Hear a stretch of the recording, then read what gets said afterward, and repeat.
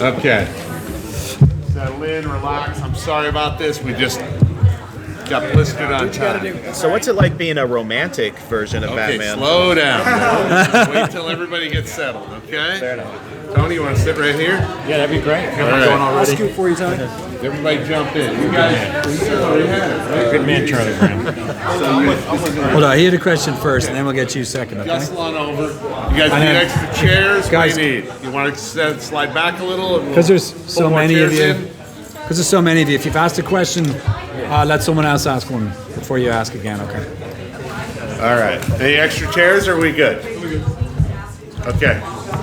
What's it like playing a romantic version of Batman? I don't look at it that way. I'm playing a version of Batman who's a father that's been established and son of Batman, and then that sort of evolved over Batman versus Robin, Batman Bad Blood. And we sort of carried it through Justice League versus Teen Titans and all the other Justice League titles and the Superman titles. And so now we have a situation where that same version of the character, while in a state of extremis, falls for someone, you know, and he's completely taken off guard by it.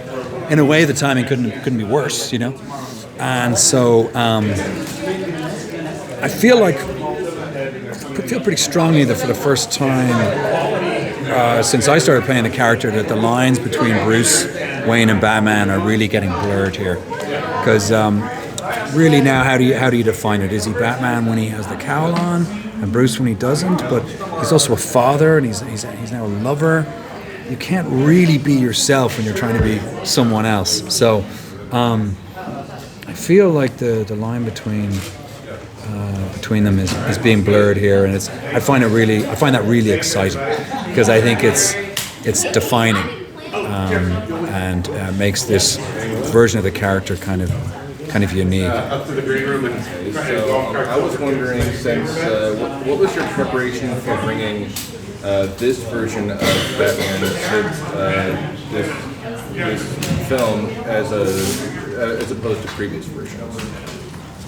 Do you mean previous versions that I've done? Yes.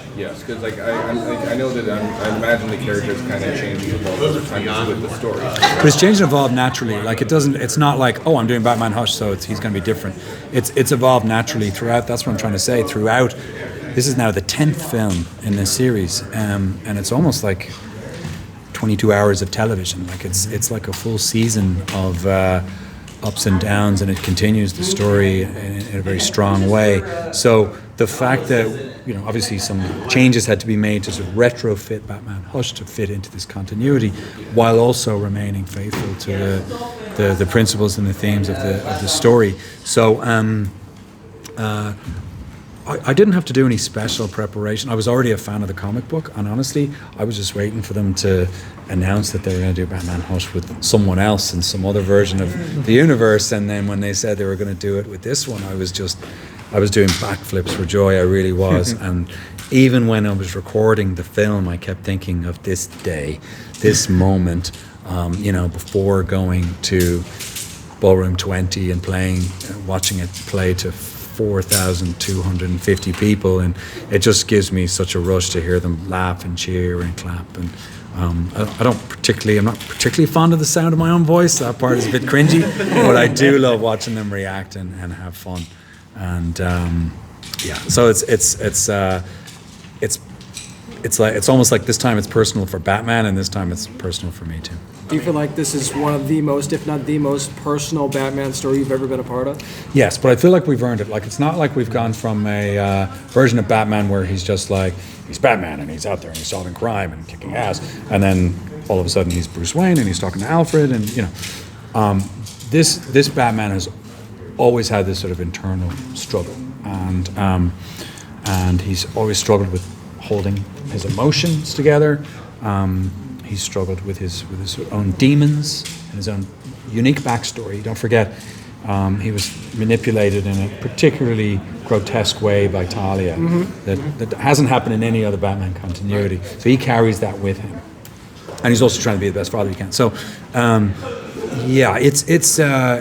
I feel like just as Batman Hush was era-defining, as a graphic novel for its time, or as Batman issues, the 12 issues that were, just instant classics 15 years ago.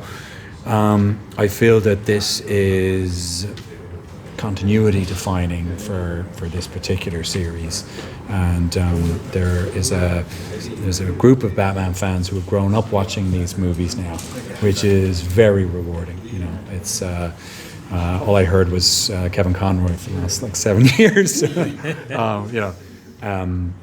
Kevin Conroy is amazing. I'm a huge fan as well.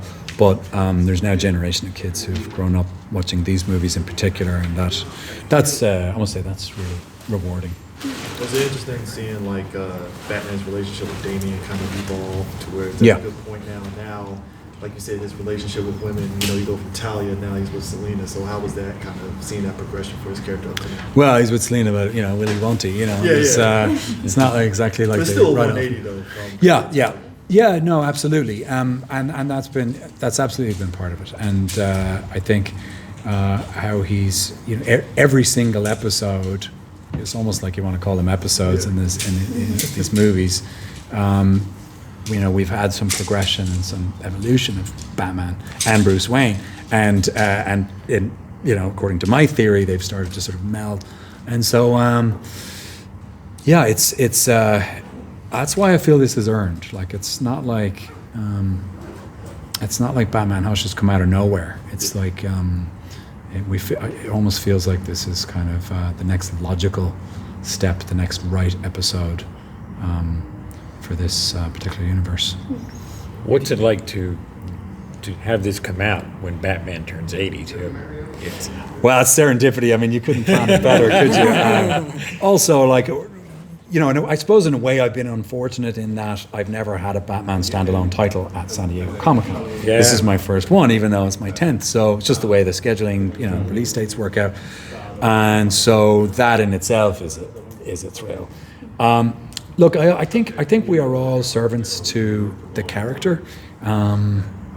Whether you're playing it in live action or voice acting, or whether you're drawing a frame or a cell, you have to serve the character.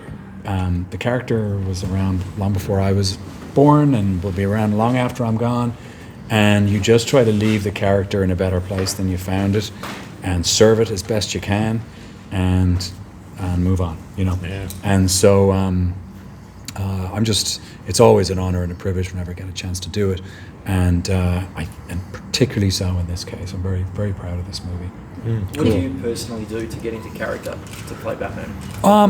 Honestly, I don't. It requires warming up. It requires spending some time in front of the mic, reading the first few scenes.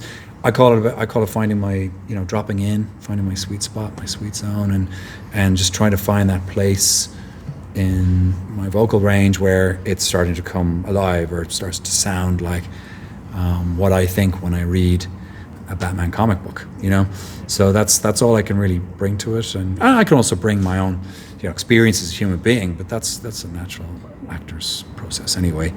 I'm a dad as well in real life, not to a ninja assassin, but he has his moments. You know what I'm saying? Just bring all of that and try to make it as truthful as possible. But no, I don't have like a ritual or any weird. And also, I mean, it's not just me up there. I work with really good voice directors, Wes Gleason on this is a terrific voice director. Earlier on, it was Andrea Romano, who helped me sort of become Batman through Justice League War and a couple others in those early days.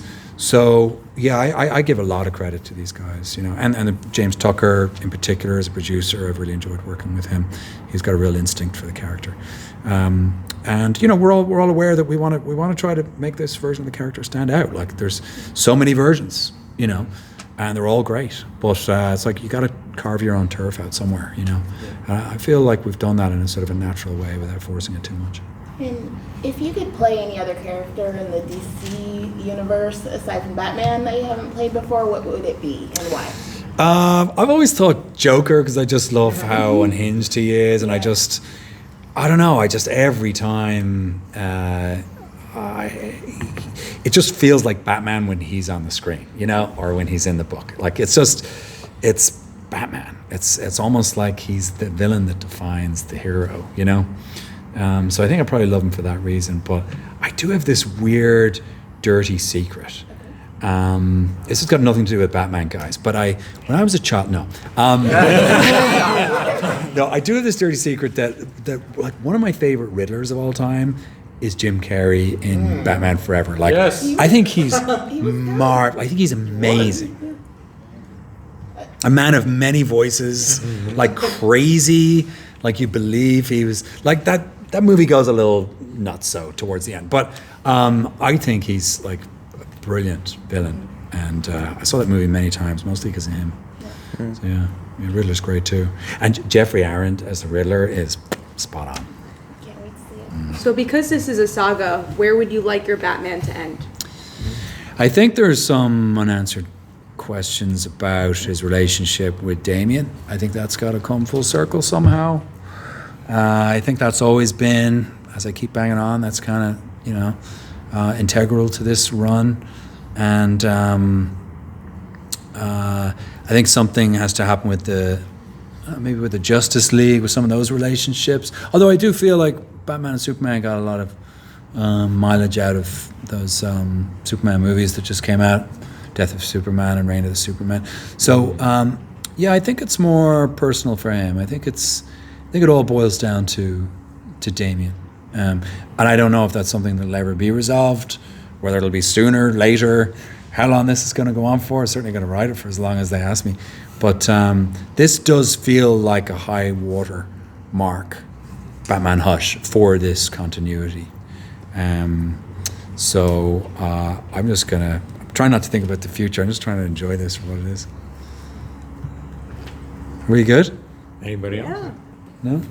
Favorite Oh. voice actor? Anybody you admire, look up to? Well, I mean, I already mentioned Kevin Conroy. He's Not necessarily Batman. really good. Yeah, not necessarily Batman, but he's still good. Even even then. Oh gosh. I think Mark Hamill does a great job as the Joker. I know. I'm trying to think of non-Batman related voices.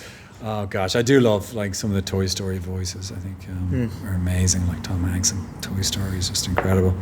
I think I love it when particularly. I mean, I love comedy, believe it or not. Even though I don't get a chance to do much of it, but I do love it when there's something so honest about comic actors when they stand up in front of the mic, and I love that. So like, I just love all kinds of voice acting and animation, and when it works, it works.